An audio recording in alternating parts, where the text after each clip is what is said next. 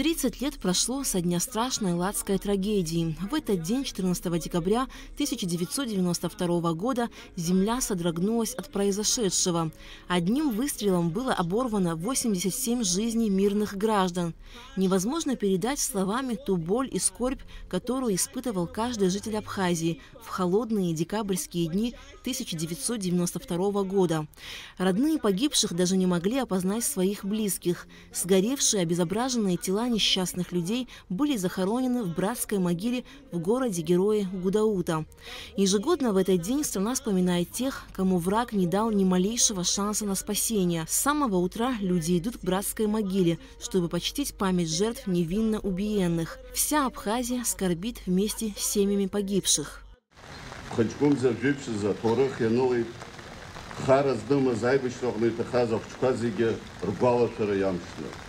Латата трагедия, ялът за ръхт, наунък за фаштра ръкумка, яны зауи абра хаздгыло абаха. Ариарыц хариб шакыртуа арктука, тыгылы зайша искудершаз, наунък за яхаштрына хавадзым. Яхаштрге қаладзом, имя пыргоз, абсныжлар ячагыланы агеноцид. Спасаясь от голода и холода, люди семьями летели из блокадного Ткварчала, но враг был беспощаден даже к женщинам, детям и старикам. Все эти годы не стихает боль утраты, и время не лечит. И сколько бы лет ни прошло с момента страшной трагедии, этот день навеки останется днем памяти и скорби. Для всего народа Абхазии это действительно трагедия. Трагедия, который не входит ни в какие рамки, ни в какие правила войны, ни в какие правила ведения боевых действий. Был сбит вертолет, который выполнял гуманитарную акцию, который перевозил детей, женщин, матерей, детей, которые еще не родились в утробах.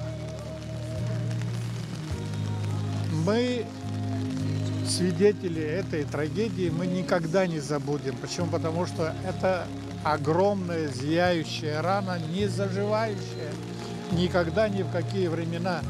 Выступавшие на митинге отмечали, что трагические события тех дней не сломили абхазский народ, а наоборот сплотили в борьбе с жестоким врагом, благодаря чему народ выстоял и победил. Память, к сожалению, не может оживить погибших. Набат ее для живых, чтобы помнили все – горе и смерть, лишения и бедствия.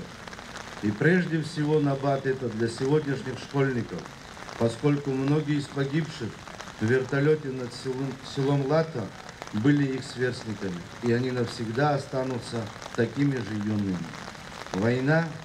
Нет в Абхазии семьи, которую в той или иной степени не коснулось ее дыхания. Осколки войны, разметавшись, впились в душу каждого, и сердце ноет, и разрывается на части от некончаемой боли. Мы никогда не забудем имена тех, кто душой и сердцем защищали нашу Родину и погибли в этом вертолете. Память их увековечена. Безусловно, ладская трагедия – одно из наиболее страшных и жестоких событий в истории человечества, которое, впрочем, так и не получило мировую оценку. 14 декабря 1992 года останется в новейшей истории Абхазии одной из самых тяжелых и трагических дат, а память о жертвах ладской трагедии всегда будет жить в наших сердцах. Алька Трапшин, Вера Рджения, Адам Рджения, Абхазское телевидение.